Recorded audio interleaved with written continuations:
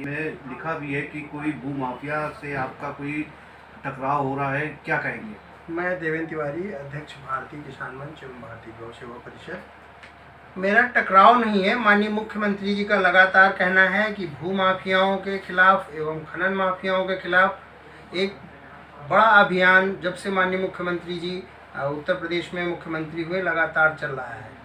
इसी क्रम में एक बड़ा मामला है जिसको लेकर के मैंने माननीय मुख्यमंत्री जी और तमाम सारे विभागों को मैंने पत्र के माध्यम से अवगत कराया था और पर्सनली जाकर भी कहा था। इनकम टैक्स विभाग को भी कहा, ईडी को भी कहा। एक अमित तिवारी और संतोष तिवारी नाम के 2 व्यक्ति हैं जो कंसोर्डियम की ज़मीन जो एलडीए का, और मुख्यमंत्री जी भी कह रहे हैं कि अंसल की जो उत्तर प्रदेश में राजधानी का ड्रीम प्रोजेक्ट है उसमें कम से कम 500-700 हज़ार करोड़ के ऊपर का घोटाला होगा और इसकी जांच ठीक से कराई जाएगी तो और बड़ा घोटाला होगा।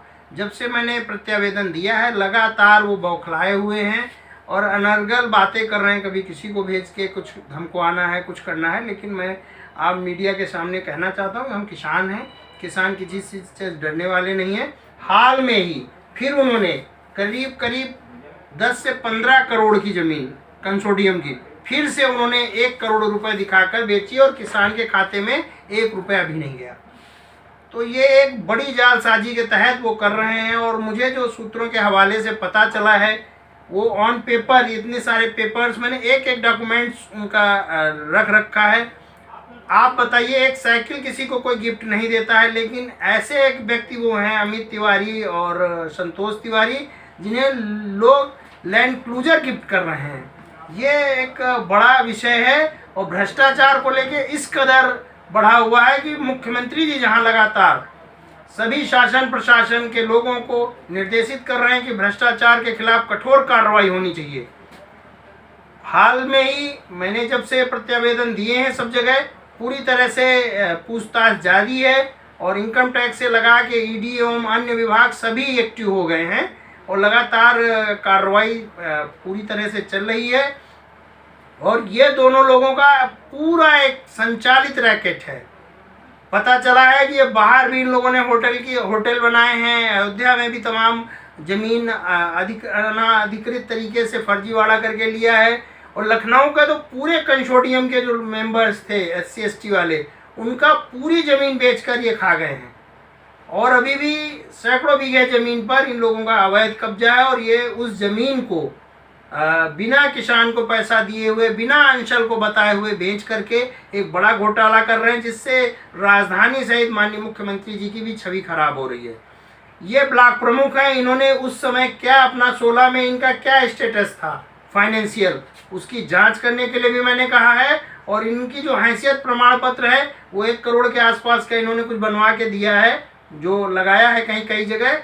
लेकिन इनकी चल अचल संपत्ति की अगर जांच कराई जाए तो हजारों करोड़ रुपए होगी। तो मैं कहूँगा कि इनके बृहद स्तर पर जल्द से जल्द माननीय मुख्यमंत्री जी और प्रशासन के लोग लग के, प्रमुख सचिव एवं अन्य सभी एजेंसियां लग करके जिस स्पीड से काम कर रही हैं और तेजी से बढ़ाया जाए। और अगर आवश्यकता पड़ी तो माननीय न्यायालय की शरण में भी हम लोग जाएंगे। किसानों के साथ कोई भी किसी प्रकार की भी त्रुटि बर्दाश्त नहीं की जाएगी। मैंने हाल में बताया कि कंसोर्डियम मेंबर्स की जो अंसल के थे, अंसल इतना अच्छा प्रोजेक्ट था जो लखनऊ में एक दिल का काम कर रहा था कि लोग, हर व्यक्ति वहां पसंद कर रहा था उस जगह को।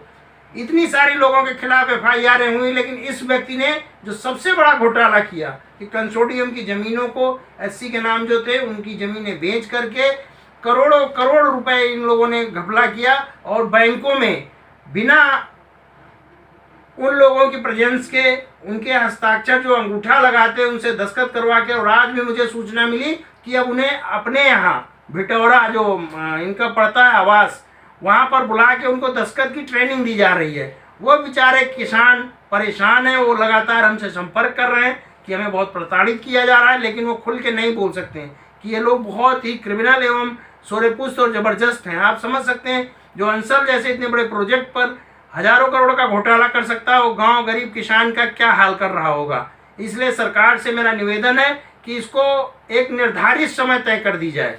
एकदम फिक्स टाइम कर दिया जाए कि इतने दिनों के भीतर इसकी जांच SIT, ED एवं अन्य एजेंसियों द्वारा करके और निस्तारित करके इनके खिलाफ कठोर और दंडात्मक कार्रवाई की जाए, जिससे उत्तर प्रदेश में फिर कोई भूमाफिया इस तरह पनप ना पाए। देवेंद्र जी, आप द्वारा पूर्व में ये भी बताया गया था कि बैंक में भी इसमें मिली भगत है बैंक की, तो उसका क्या आप कहना चाहेंगे? मैं ICICI बैंक में जो और भी बैंकें होंगी, लेकिन SBI मुझे जो उसका पता चला, ICICI बैंक का, सॉरी SBI नहीं, ICICI बैंक का जो था उसमें हजरतगंज और मलिहाबाद और अलीगंज तीनों ब्रांचों में उन सभी किसानों का इन लोगों ने खुलवाया खाता, और जो किसान दस्तखत नहीं करते थे, अंगूठा लगाते थे, उन्हें चेकबुक इशू कराई, उनके खाते से दूसरे खातों में पैसा ट्रांसफर कराई। ये तो एक बड़ा मनी लॉन्ड्रिंग का भी मामला बनता है कि किस तरह उन लोगों को बेवकूफ़ बना करके एक तरह अंसल का